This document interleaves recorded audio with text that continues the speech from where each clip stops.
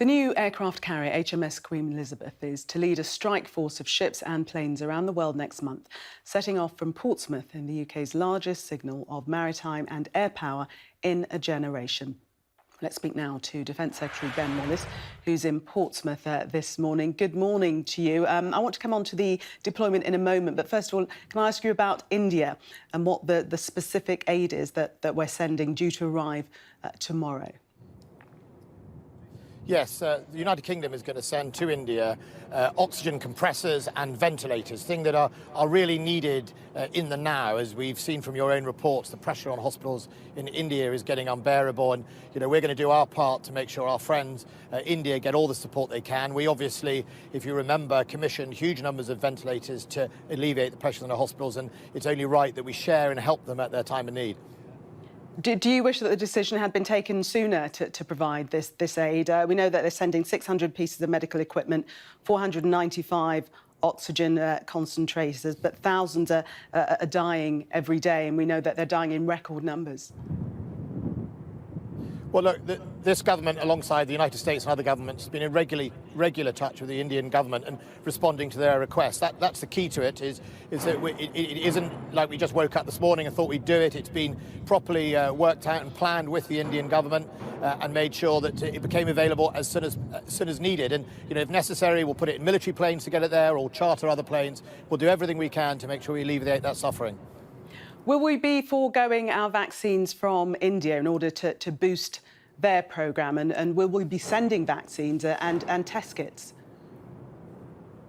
Well, no, first of all, as your reports show, that the pressure at the moment is in the hospital system, and that's where we're focusing our support and our effort to make sure that they help get through that. On vaccines, obviously, India itself is manufacturing huge amounts of vaccines. It's got millions and millions of doses and will obviously be able to roll itself through that programme. But just if you remember, if your viewers cast their mind back to our outbreaks in both the time of the second and the first lockdown, this was about pressure on the NHS and making sure that the pipeline of patients going into it was managed, because once the NHS or any hospital system gets overloaded, you see what you see in India, and that's why we're helping at that critical point in the process, both with the lessons that we have learned, but also with the equipment that we are no longer or not using, or the surplus, and sending it over to them. Back here, we're reading this morning about Boris Johnson allegedly saying that he'd rather see bodies pile higher in their thousands than order a third lockdown. Were you aware of any such comment? And if true, I mean, it's really shocking, isn't it? But I think look, it's not true. It's been categorically denied by practically everyone.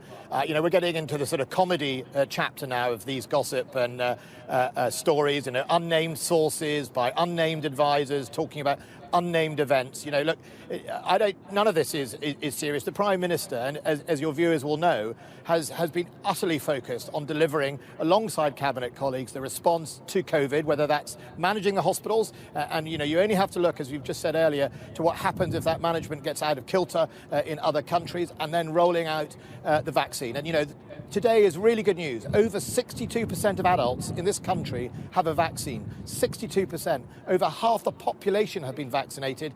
We're way ahead of our contemporaries around the world, and that is a government-led rollout. The Prime Minister has been personally engaged in it, and all the who said, what said. I'll leave that to the Oscar gossip columns that are now being rolled out today after the night. I'll leave that to the Hello magazines of the world. But government is focused on delivering for the viewer and the citizen a COVID response. You say that we're getting into comedy territory and gossip columns, but I'll remind you of Johnny Mercer's comments. This is the Veterans Minister who resigned, some say sacked. He says that it's been the most awful and distrustful environment to work in. Almost nobody tells the truth, and it's a cesspit. Well, Johnny worked with me for nearly 2 years in the department. He was a valued colleague. Johnny has now left the government. He contributed to some of the policies towards helping veterans. He's campaigned for veterans. I campaigned for my first veterans in 1998. So he joins a large team of people doing that campaign. I don't agree with any of his observations about government. Government is what you make of it. I did every rank in government before I became in the cabinet. I was a backbencher all the way through. The trick of being in government is making sure that you focus and you deliver. Johnny did some really good work, but some of his comments I just don't agree with. He does say that the government has abandoned soldiers who served in the Troubles. He's actually in Belfast today at a trial. Many would say that he, as a veteran himself, speaks adequately to that cause. What do you say to that criticism? The government has abandoned these veterans.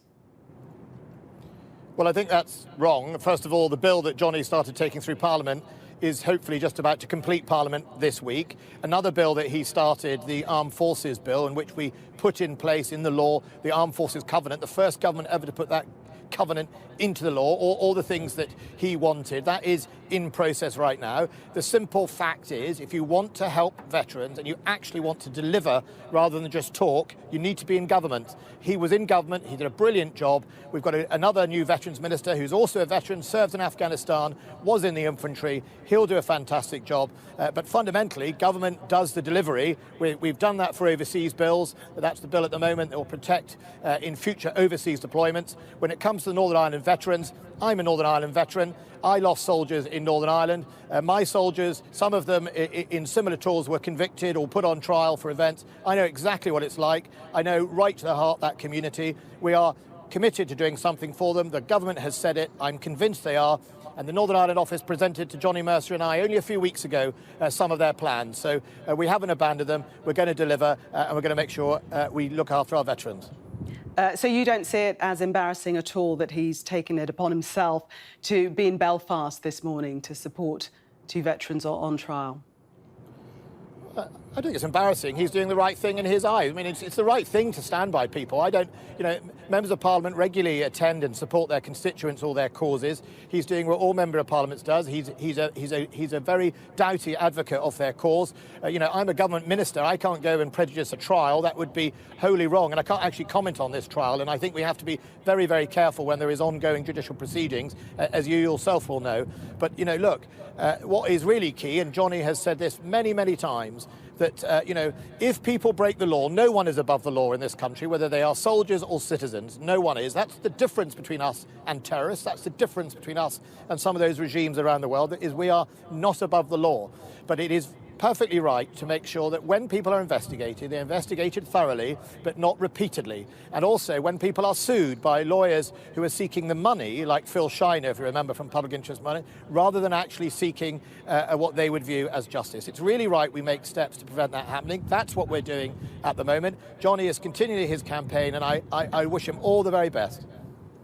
Let's talk about your announcement today, the carrier going to the Indo-Pacific region. Tell us about that. Well, I'm standing in front of a 65,000-ton ship made in 6 United Kingdom shipyards with amazing skills going into it. It's the first 5th-generation aircraft carrier of its type in NATO. It's going to travel 26,000 miles to Japan and back. It's going to carry 3,000 plus people, aircraft partly made in Lancashire, in my own part of the world, and it is about projecting global Britain. It's about saying, first of all, that Britain has this capability back. We all remember the Ark Royal and all those other aircraft carriers we had. It's about our place in the world, making sure we're an anchor in NATO, providing protection from aggressive actions by our adversaries. And it's also about going across the world to uphold things like the international rule of the sea, the UN Convention of the Sea, and making sure that our allies globally know that we're there in spirit and in physical power should they need it. One of the areas heading to, obviously, will be China. Is it appropriate to be heading to China at this time? Well, we're heading to Japan, and we will obviously transit through the likes of the South China Sea in getting there. But, Britain's deployment is not to be provocative. Britain's deployment is to go and show common value and uphold those laws that are sometimes threatened by a whole range of people, terrorists and other sometimes more aggressive nations, and to go out there around the world and show solidarity with Australia, New Zealand, but also to celebrate something that most people don't really know about. But 50 years ago, the five-power defence agreement came into being. That was New Zealand, Australia, Malaysia, Singapore and the United Kingdom. It's the oldest defence cooperation agreement in the Pacific, and we're going over there to celebrate that as well, because that's really, really important. That's long before the current challenges and instability. It goes right back, and that's why this ship is really important. She's you know, we should be proud of her. She's British, and I'm proud that what we're going to stand for is all those values of freedom and the rule of law. But Minister, is it about a show of power, though? It's about lots of things. So this ship does everything. It's not just a hard military piece of equipment. It's a national convener. We'll have United States aircraft on board. We'll be accompanied by a Dutch frigate around the world. We're going to meet up with the French Charles de Gaulle carrier in the Mediterranean. It's a great convener. It's also a great show of British capability and engineering. And when we go to places like India and other countries on the route, it'll be about saying, you know, this is what Britain can do. This is what we can do together. We'll convene people along trade. We'll convene people in culture. We'll convene decision makers in all those countries to make sure that, you know, Britain and those countries recognise that the most important thing we have that some of our adversaries don't have, we have alliances, we have friends, and we have a mutual belief in the values of democracy and the rule of law. And that's what we're there to do. Having a carrier is a really important part of a Tier 1 military power. We haven't had it for a few years, and I'm incredibly proud that it's now ready to go and it will be setting sail soon next month. Ben Wallace, Secretary of State for Defence, thank you.